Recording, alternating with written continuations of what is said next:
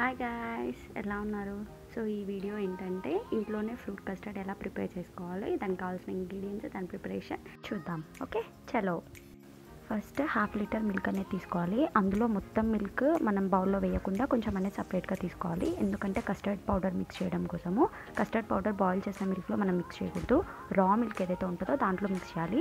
So based upon your quantity, అంటే మీరు ఎంత తీసుకుంటారో దాన్ని బట్టి మీరు కస్టర్డ్ పౌడర్ యాడ్ చేసుకోవచ్చు. నేను ఇక్కడ 2 to 3 స్పూన్స్ అనేది వేస్తున్నా.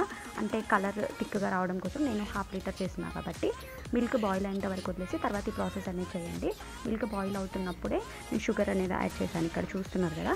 సో దాని తర్వాత మళ్ళీ మనం మిల్క్లో కస్టర్డ్ పౌడర్ వేస్తున్నప్పుడు మళ్ళీ ఒకసారి మిక్స్ చేసుకోవాలి. లంప్స్ లేకుండా మిక్స్ చేసుకున్న తర్వాత ఈ కస్టర్డ్ మిల్క్ ఏదైతే ఉందో దీన్ని మిల్క్లో వేయాలి. వేసిన తర్వాత ఎక్కువసేపు మనం బాయిల్ చేయకూడదు, ఎందుకంటే ఇది థిక్ కన్సిస్టెన్సీ లాగా ఫామ్ అవుతుంది కూల్ అయిన తర్వాత.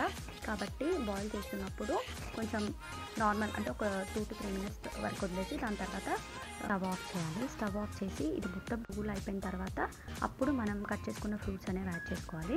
గార్నిషింగ్ కోసం ఇక్కడ బాదం తీసుకున్నా, నేను బాదం యాడ్ చేస్తాను. యాడ్ చేసి ఫ్రిడ్జ్లో పెట్టేయడమే. చల్లగైన తర్వాత తినాలి. And let's enjoy this. నాకు మరీ థిక్ కన్సిస్టెన్సీలో ఉంటే నచ్చదు కాబట్టి నేను మిల్క్ కొంచెం ఇంకా అట్లా లూజ్ కన్సిస్టెన్సీలో ఉన్నప్పుడే నేను స్విచ్ ఆఫ్ చేసుకున్నా. మీకు ఇంకా కావాలి అని అంటే అది థిక్గా అయ్యేంతవరకు వదిలేసి మీరు అలా కూడా సర్వ్ చేసుకోవచ్చు. And see my husband's reaction and my reaction too. Please do like, share, comment and subscribe guys. Bye. Thanks for watching.